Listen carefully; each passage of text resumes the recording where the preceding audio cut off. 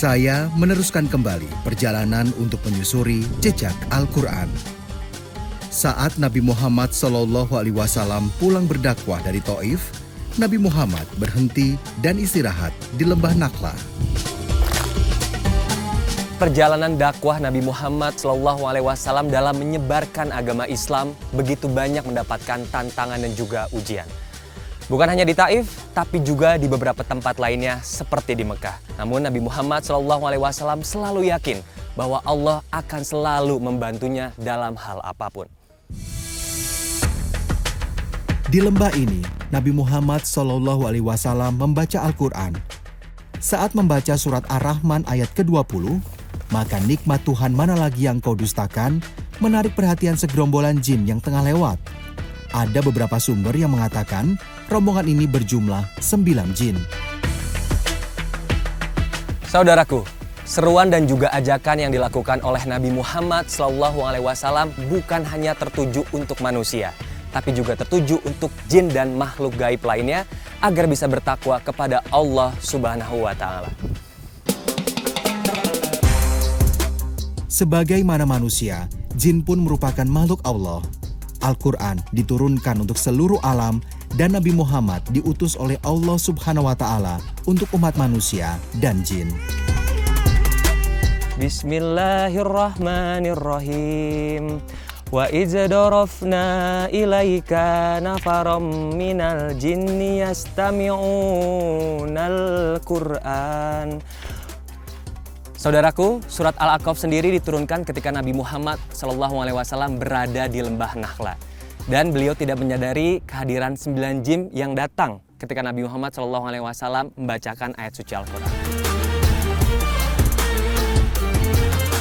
Jin-jin ini pun kemudian diajak Nabi Muhammad ke tempat di Maklak, tepatnya di Masjid Jin untuk bersyahadat dan masuk Islam. Dari kisah dakwah ini dapat diambil kesimpulan, dakwah harus dilakukan dengan kesabaran dan kelembutan hati. Karena tujuan utamanya adalah menyampaikan wahyu dari Allah Subhanahu wa Ta'ala, maka jangan ada perasaan kecewa dan dendam. Saudaraku, dahulu ketika Nabi Muhammad SAW berdakwah dan juga menyebarkan agama Islam, banyak sekali cobaan dan juga rintangan yang dihadapi. Namun pada akhirnya, alhamdulillah, agama Islam menjadi agama yang rahmatan lil alamin. Satu lagi jejak Al-Quran terungkap dari buminya Allah di Saudi Arabia. Perjalanan saya lanjutkan ke kota Madinah. Saudaraku, ini adalah Masjid Quba. Masjid yang pertama dibangun Rasulullah SAW pada tahun 1 Hijriah atau 622 Masehi. Latar belakang dibangunnya masjid ini adalah ketika Rasulullah SAW bersama para sahabat hijrah dari Mekah ke Madinah dan singgah di sini selama 5 hari.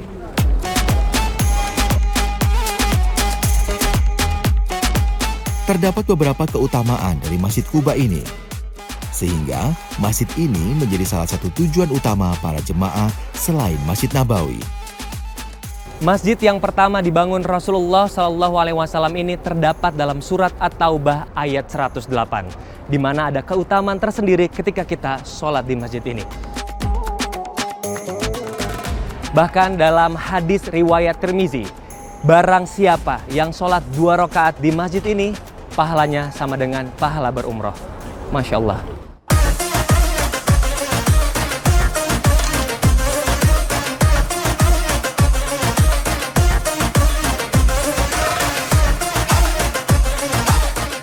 Saudaraku, masjid yang terletak 5 km tenggara dari kota Madinah ini sudah mengalami renovasi dan juga perbaikan beberapa kali. Hingga akhirnya sekarang bisa menampung kurang lebih sekitar 20.000 jamaah. Masya Allah. A'udzu billahi minasyaitonir rajim. Bismillahirrahmanirrahim. La takum fihi abada. Alhamdulillah, satu jejak Al-Quran terungkap dari bumi Allah di Madinah, Saudi Arabia. Shadaqallahul adzim.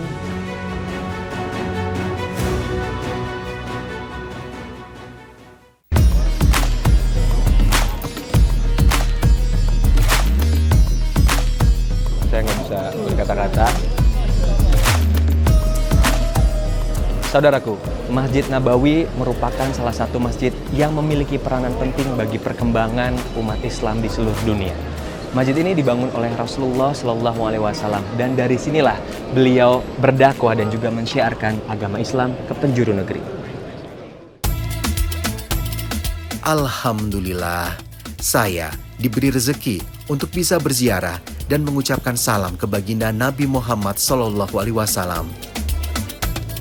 Saudaraku, masjid yang terletak di kota Madinah ini terdapat makam Rasulullah Shallallahu Alaihi Wasallam. Dan bisa dilihat di sekitar saya, banyak sekali umat muslim dari seluruh penjuru dunia datang ke sini.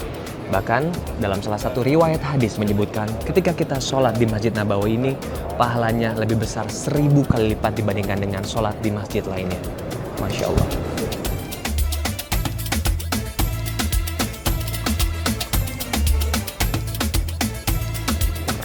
Alhamdulillah. Jadi kalau di Masjid Nabawi sendiri banyak sekali air zam-zam seperti ini. Ada yang tidak dingin dan juga dingin. Mudah-mudahan dengan minum air ini bisa disehatkan badannya. Amin amin ya Allah ya Rabbal alamin.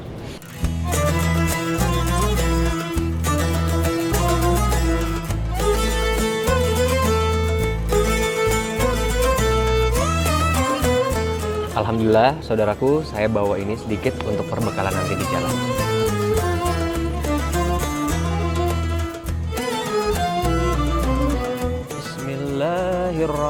Masjid Nabawi dengan suasana yang tenang membuat kusyuk untuk beribadah. Selepas sholat maghrib, saya menuju ke Raudhah. Saudaraku, sekarang saya mau menuju ke Raudhah, tapi sekarang harus ngantri dulu. Nah, tadi itu di awal saya harus punya tasreh atau surat izin terlebih dahulu, karena kalau nggak bisa masuk. Berziarah ke Raudhah merupakan salah satu rangkaian yang jamaah lakukan ketika umroh ataupun haji. Alhamdulillah, perjalanan saya masuk ke Raudhah dilancarkan oleh Allah Subhanahu wa Ta'ala. Udah saya ngantri, sekarang kita mau menuju ke Raudhah. Ini salah satu tempat paling mustajab. Banyak berdoa semoga diberikan.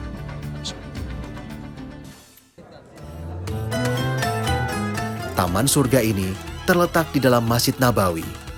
Nabi Muhammad SAW bersabda, tempat di antara rumahku dan mimbarku ini adalah Raudhah atau Taman Surga.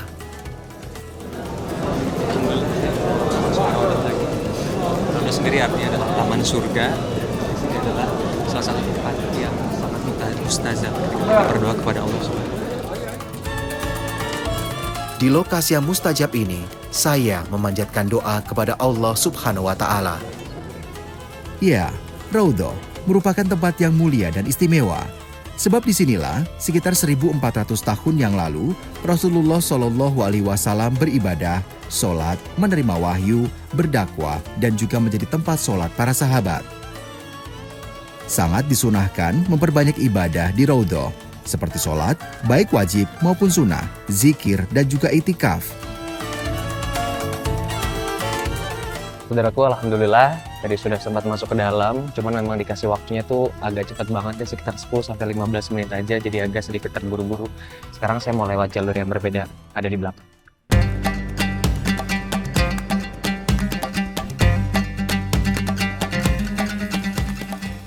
Insyaallah banyak sekali orang-orang yang datang ke sini dari seluruh dunia, dari Indonesia atau dari manapun.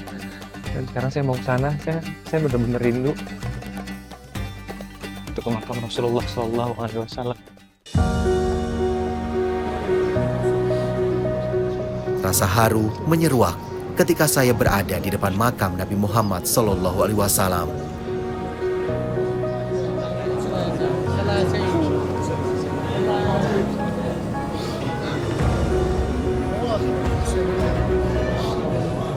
Saudaraku, saya nggak bisa berkata-kata, air mata saya langsung turun gitu aja. Mengingat Nabi kita baginda Muhammad Rasulullah Sallallahu Alaihi Wasallam. Semoga kita semua diampuni dosanya, diberkahi usianya, dan diselamatkan baik di dunia maupun di akhirat. Amin amin ya Allah ya Rabbal alamin. Alhamdulillah ya Allah, saya bisa berziarah ke makam Rasulullah Shallallahu Alaihi Wasallam. Terima kasih atas rezeki yang kau berikan.